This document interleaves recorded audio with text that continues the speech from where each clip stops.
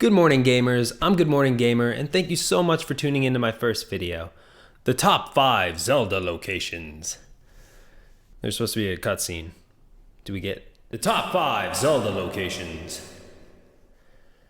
Seriously? This is it? It's the top 5 Zelda locations. Enjoy!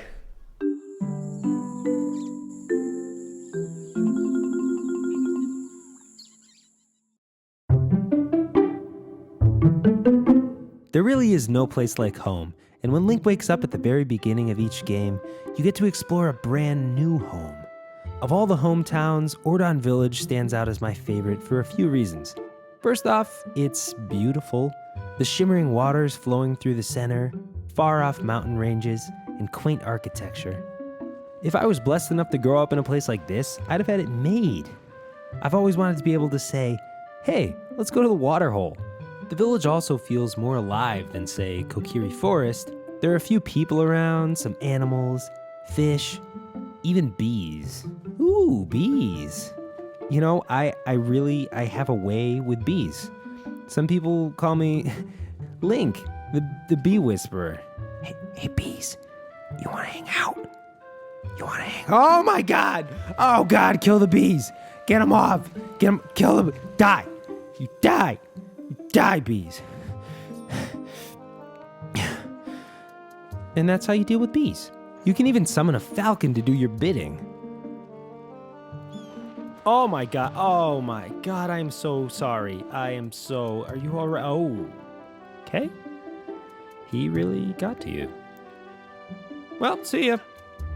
Every still image from this gameplay footage is better art than I could produce with a paintbrush. I mean, I'm not much of a painter. But still, Ordon Village will always hold a special place in my heart.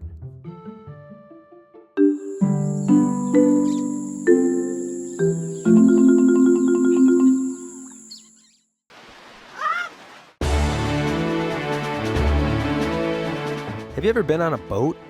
It's freaking sweet! Okay, listen. Wind Waker is a game mostly based on traveling a vast sea on a tiny boat. Man. Thing. Lion? Oh God, he's angry. Okay, thanks for the ride? Why does he have to be so weird? But there's another boat ride that really clung to my memory. Leaving Outset Island. You had just received your sword, shield, your sweet new clothes, and you were ready to embark on a grand nautical adventure. So you hop up on this boat and shit, and Grandma's all, I wish I could see through the railing. But you wave your farewell, and you're finally out on the waves. You have a whole new world to explore. A whole new world. Stop it. Stop. A new fantastic point of view. Well, I guess Link and I share a mutual love for Disney music. So the sun finally sets, and you're left to marvel at the shining stars. And this is the moment in the game that I truly wanted to last forever. Something about climbing that ladder and seeing the moon and stars in the distance just really got to me. And look, there are even some actual constellations in the sky. To top it all off, your deckmates welcome you graciously to the crew with some good old-fashioned hazing. You're all like, oh no. Okay, time to man up. I was born for this. Whee!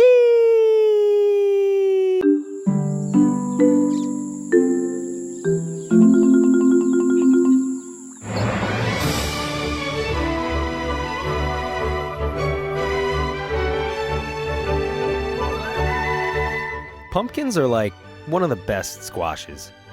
They're orange and can grow to be absurdly large. They can even be used as bowls. Or they can be transformed into a freaking bar. The lumpy pumpkin in Skyward Sword is such a welcome relief from Link's never-ending fight against evil. This floating island is a small dosage of the simple life amidst a flurry of chaos and battle. Also, if you're the mischievous type, you can exploit this place for its treasures. I got a heart thing. But you will pay for what you get. This was not my favorite Zelda game, though I did love it. But this place, I found myself returning here just for the hell of it.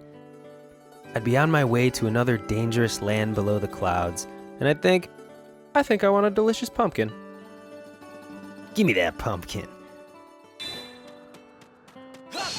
I wish Zelda would give me her phone number. Oh, good. But Pumpkin Landing just makes this game feel even more surreal somehow. It's a spot of real life, literally floating, in the middle of a dreamlike world. So it sort of ties the two together. And that's really what we want in a game, right?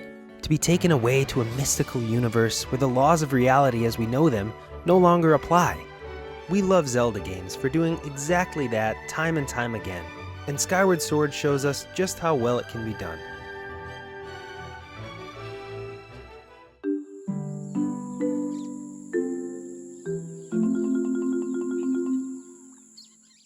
Hyrule Field from Ocarina of Time is another region that just reeks of adventure. What it feels like to enter this vast field is as much about the atmosphere and music as it is about when in the game you reach it. Your first encounter with this sprawling landscape happens shortly after you'd learned of the peril that the forest and the Hylians are facing.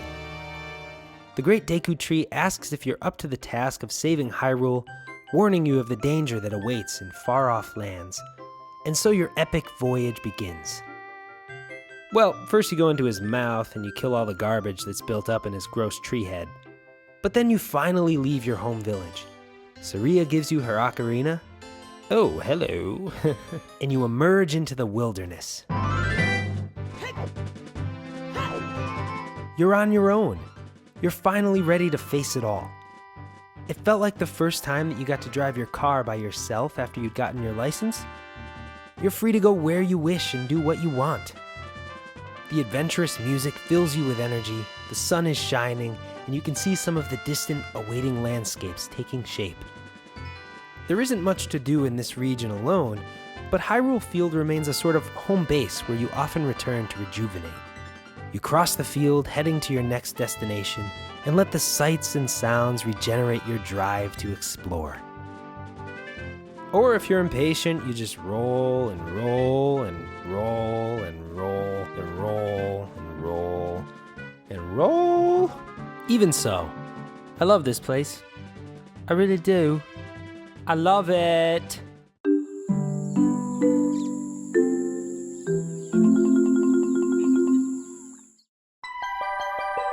I love all of the Zora domains, and I wanted to choose Ocarina of Time's area for the great music and the scenery, but upon revisiting the location, I found it to be a bit claustrophobic and smaller than I remember. Now don't get me wrong, I still treasure this little nook in the adventure, but I would be succumbing to nostalgia blindness if I didn't choose Lake Hylia from Twilight Princess. I adore this area. I want to breathe in these waters. I want to taste that grassy thing. I want to do that. This place is just so vast, and the music is peaceful. It's just bliss. People often complain about the water temples in Zelda games, and I'm right there with you. But when you're given an area filled with waters to explore with no specific agenda, it has the opposite effect, in my opinion. You can just wander around and float through the depths.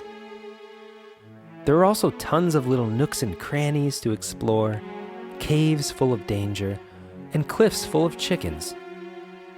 Pay 20 rupees and you can even enjoy a scenic, completely hazardless flight over the lake.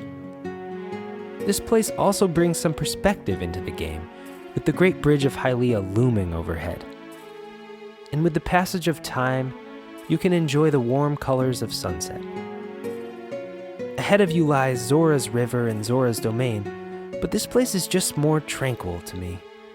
It's a shame there aren't a few more living souls around, and the few people who are here are freaking crazy. But it doesn't really matter, because when you're here, you don't need much interaction. It's about you, the player, getting absorbed into a world of complete fantasy. Well, anyway, if you'll excuse me, I've got some business to attend to. Cannonball! Yeah, that was a pretty good cannonball. Hi guys, thanks again for watching. If you liked this video, don't forget to hit that like button down there. It really helps to support me. And more videos are coming soon, so subscribe now and you won't miss them. So, what are your favorite Zelda locations? Leave a comment below if you agree or disagree with my choices. Thanks again, and I'll see you in the morning. Bye.